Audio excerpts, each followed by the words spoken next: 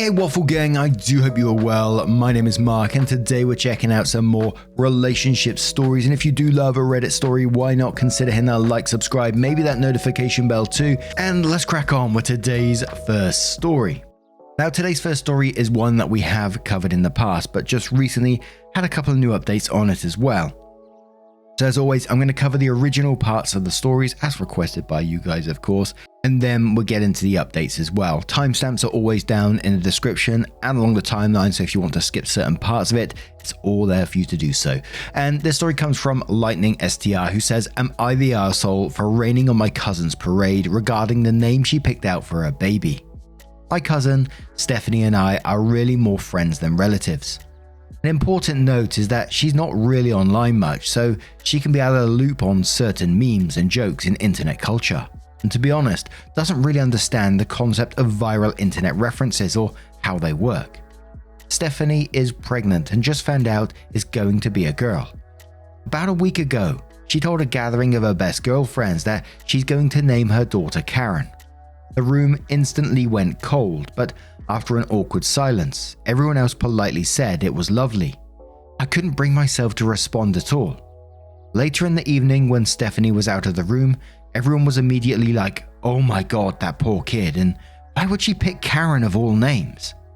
I was uncomfortable with this conversation given that everyone had been so positive about the name to her face. I thought more about it over the next couple of days and just felt really weird about the whole thing. The name is really loaded, to the point that it could be detrimental to the baby, and Stephanie had no idea of the connotations to make an informed decision. So, a couple of days later, I tentatively brought it up. I told her I was so excited for the baby and just wanted her to have all the available information when picking a name. I then started to explain that Karen had some negative connotations and has sort of become an internet joke to describe a specific kind of entitled middle-aged woman. Stephanie instantly was furious and started talking over me, saying, "Why are you saying this? This is so mean." I was really surprised by her reaction. It felt very out of character. So I immediately stopped and said, "I'm really sorry, I didn't mean to hurt your feelings. I just wanted to tell you something I thought you might not know." She replied, "That's the name I picked for my daughter, and you think I picked it as some kind of joke. I don't understand why you'd say something so hurtful."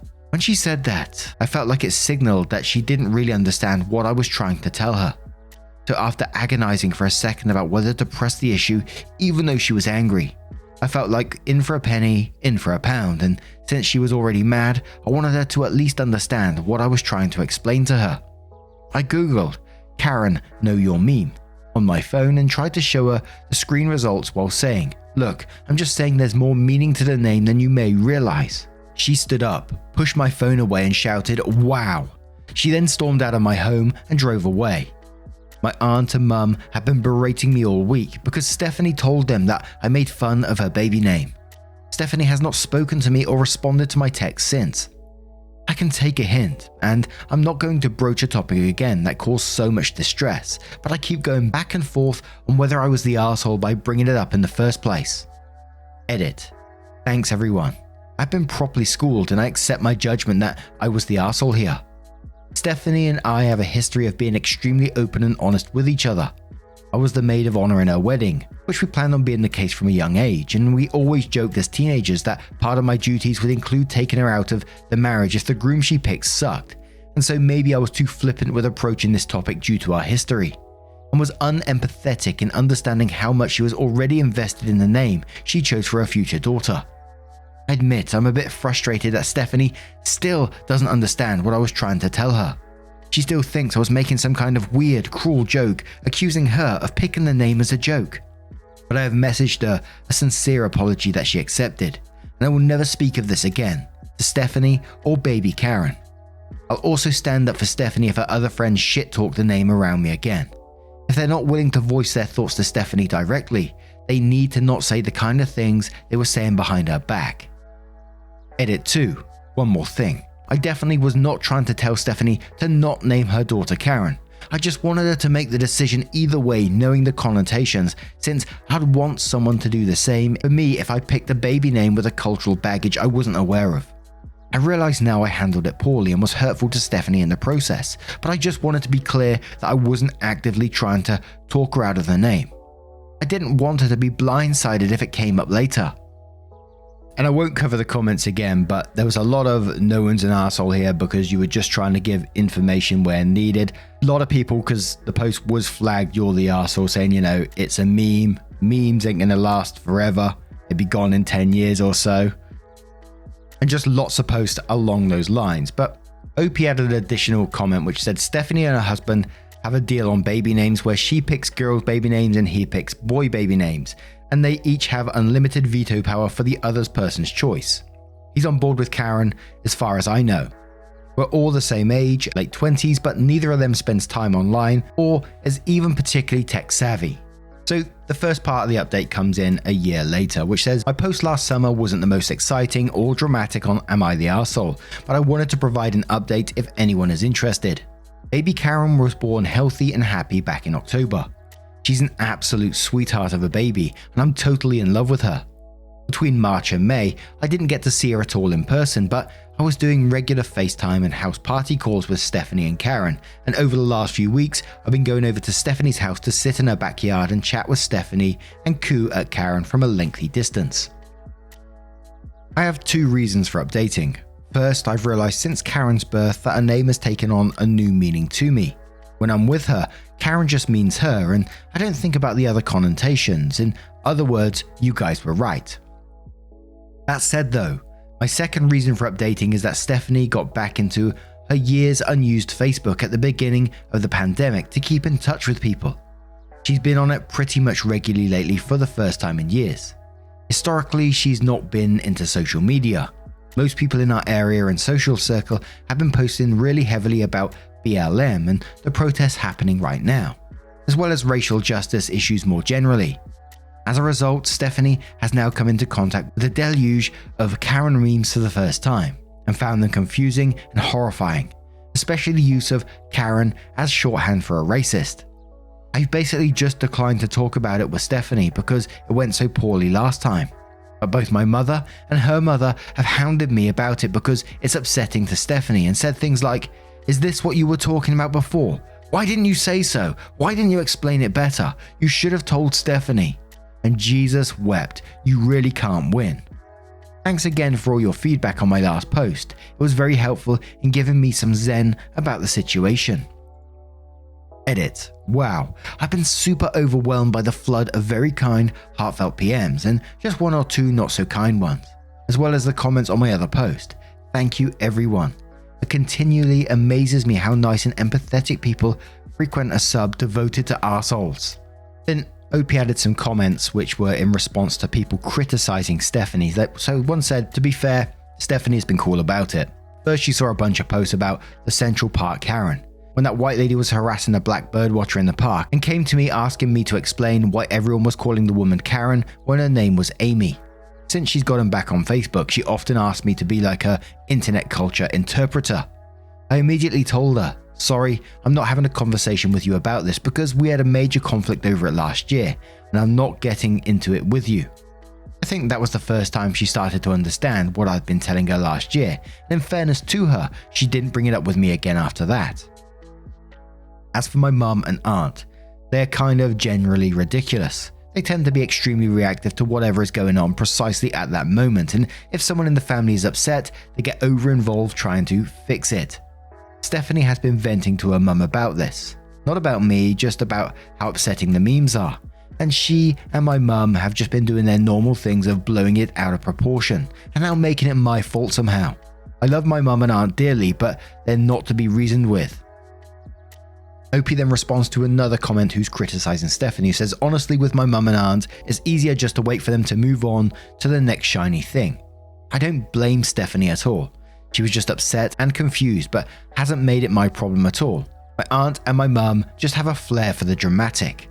Someone then still criticizes OP and saying they're the arsehole because they brought up the name for selfish reasons, to which OP replied saying, I probably wasn't clear about this in my original post, and I think it's probably because that's the part I cut down when I went way over the word limit on that first post. But when I described feeling weird and uncomfortable over the couple of days I took to ruminate after Stephanie's announcement, The weirdness and discomfort was mostly a response to what happened with our friend group, rather than just my own feelings about the name. I felt super uncomfortable being in the room while our friend shit-talked Stephanie's name choice after praising it to her face. I didn't have the presence of mind in the moment to call him out before the moment was past, and I sat with guilt for a couple of days. I didn't want to tell Stephanie what they said because it'd be tattly of me, and I also didn't want to cause conflict within the friend group or upset Stephanie. So raising the topic on my own seemed like a good compromise at the time. I did wrestle internally with how to handle it, and I clearly missed the mark. Opie then responds to a comment which says, "Do you understand that there is a massive difference in being upset with your friends for their response and approaching Stephanie because you say you want her to be fully informed of her name choice? These are two different things you're conflating." Opie replies saying, "No, to be clear, I didn't raise the conversation with Stephanie in lieu of scolding our friends. I brought it up because I thought they owed it to her to raise those points to her face if they were going to say them at all. Ultimately, I thought Stephanie was owed the knowledge of those connotations, whatever she chose to do with that knowledge. Also, I don't know how to explain the context of our relationship, but Stephanie and I have a lifetime of shared radical honesty with one another. From the inconsequential telling each other when our outfits are unflattering to the difficult when she gave me a come to Jesus talk years ago about how someone I considered a close friend was super shitty to me and that I should end the friendship. Based on our extreme closeness and shared history, this conversation felt like the right move at the time, even though it ultimately backfired." And this next update comes 2 years later, which says, "Hi all, I've gotten a few PMs over the last couple of years asking for updates, and since we just celebrated Karen's 3rd birthday, I wanted to circle back to anyone following this story. First of all, baby Karen, not so much a baby anymore, is doing amazingly on her developmental milestones. She's a very bright child, sharp as the sharpest tack and extremely tuned into her environment. Some of what she says is already fully incomplete sentences, which just makes me want to cry when I hear it, because it seems like Stephanie was given birth just yesterday. Karen loves books already, will intently study the pictures in them for huge stretches of time and claim to be reading, and you would not believe the uncomfortably incisive questions she's already asking. I'm fully convinced this child is going to grow up to be an actual genius." Regarding the name, unfortunately, when Karen started daycare earlier this year, she started getting grief for her name pretty quickly from the older kids. The daycare she attends mixes the ages together at a couple of different points throughout the day, and while there fortunately wasn't much direct bullying, 2 of the age 5s must have heard and internalized the derogatory connotations of the name Karen at home. As a result, they found her name absolutely hysterical, and they kind of spread the idea to the other kids that there was something funny and wrong about her name. Karen was too little to understand what was happening, but found the other kids' behavior toward her generally upsetting. The daycare staff made every effort to shut it down and let Stephanie and her husband know right away.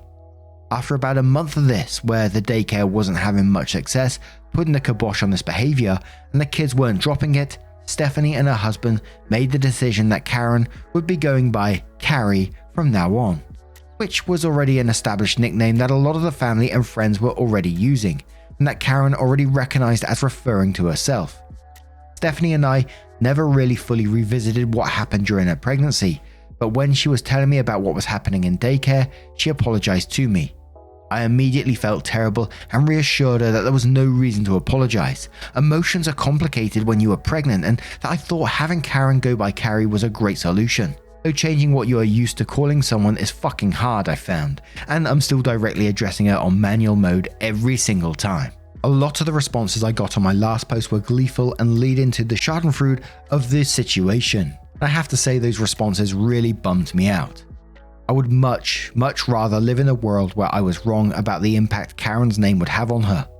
I cannot emphasize enough what a sweet disposition, smart, curious, loving little girl Carrie is, and how much she deserves every good thing in life. Also, a lot of people didn't like Stephanie in my last post, but I need you to understand that this is a tiny snapshot of a very emotionally high-strung time in her life, and overall, Stephanie is a wonderful lifelong friend. She has gotten me through so many personal crises over the years, and she will never fail to show up for people she cares about. Being pregnant and having a strong emotional attachment to the name you've picked out for your daughter is completely understandable, and her pregnancy was pretty rough on her moods. She once wept uncontrollably at a cat food commercial when she was about 7 months pregnant. I also think my approach for trying to explain the name issue those years ago was very clumsy, and I could have done a better job of bringing it up. That said, with the distance of time, I'm really glad I did broach the topic.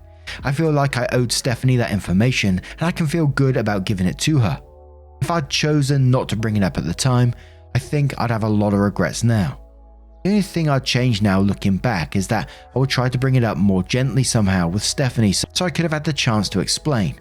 In summary, all is well.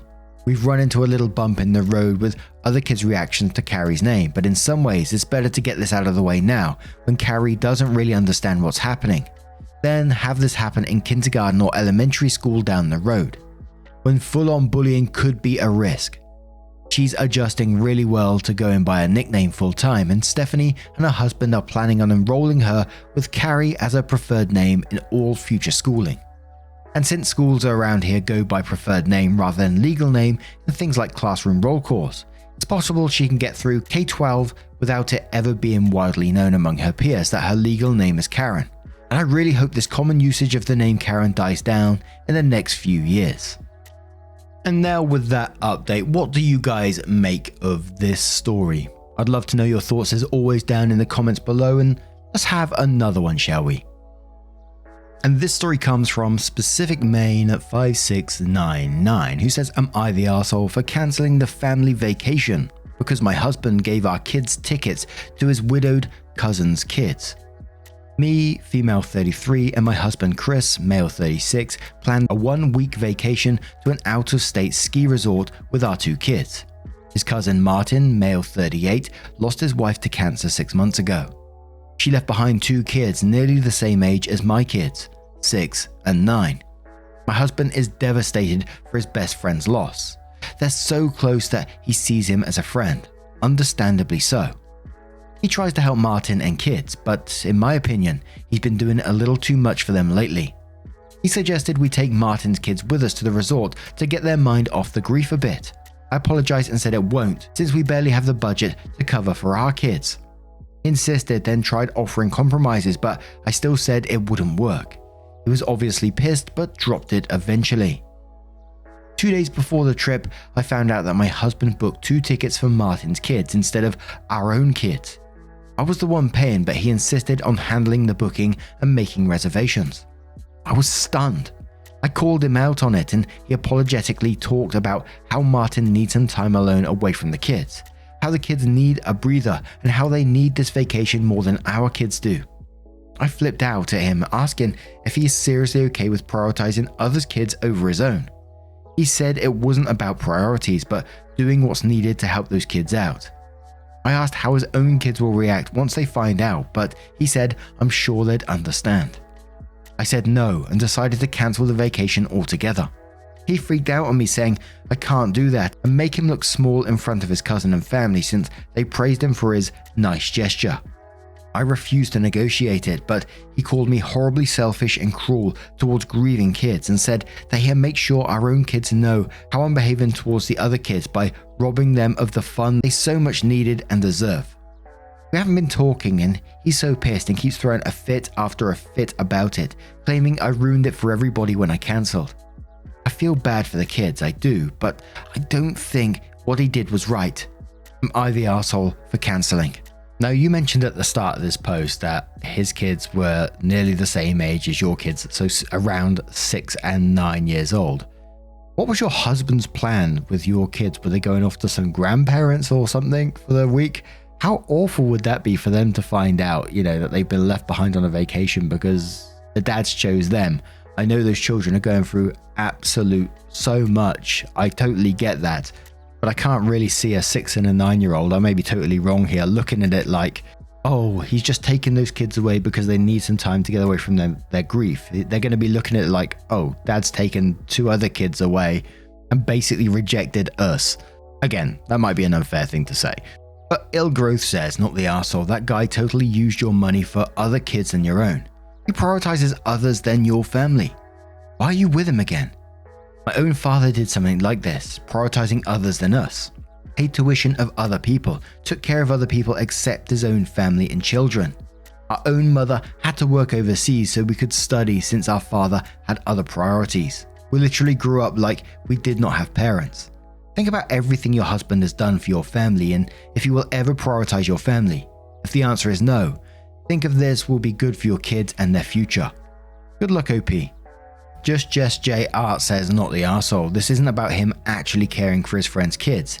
He's using them to look like a big man and so charitable. If he was either one of those things, he would have used his own money. This is about his image. And I got to say, there was a part of me that made me feel like that as well when he mentioned that you're going to make him look so small in front of his cousin since, the family's been praising him for his nice gesture. But Versing says, not the arsehole, your husband is way out of line. The fact that he's helping his widowed cousin is not relevant here. A key fact is that he cannot make major decisions about family holidays unilaterally like that. If he wants his niece or nephew to come skiing and you can't afford it, then the cousin needs to pay. And one more from Far Anteater who says, not the arsehole, you didn't ruin it for everybody. He did that when he unilaterally decided to eject your children from the family vacation. Given their ages, he either ejected you too or put you in the position where you have the added expense of paying for their childcare while you are gone. I understand he wants to help his cousin, but he seriously overstepped here. Now, I'm going to turn this one to you guys. What would you say about this situation? As always, let me know your thoughts down in the comments below. Now, a huge thank you from the bottom of my heart for getting involved in today's stories. Your love, support, and time always means the absolute world to me, so thank you so much, and hopefully I'll see you in the next one. Take care, and much love. Wake up, get up, stretch my legs, eat some breakfast, milk and eggs, brush my teeth up, wash my face, throw my clothes on, start my day. Wake up, I can smell the smoke from the bacon. Let's go, see the sun shining from the windows. Okay, I know that today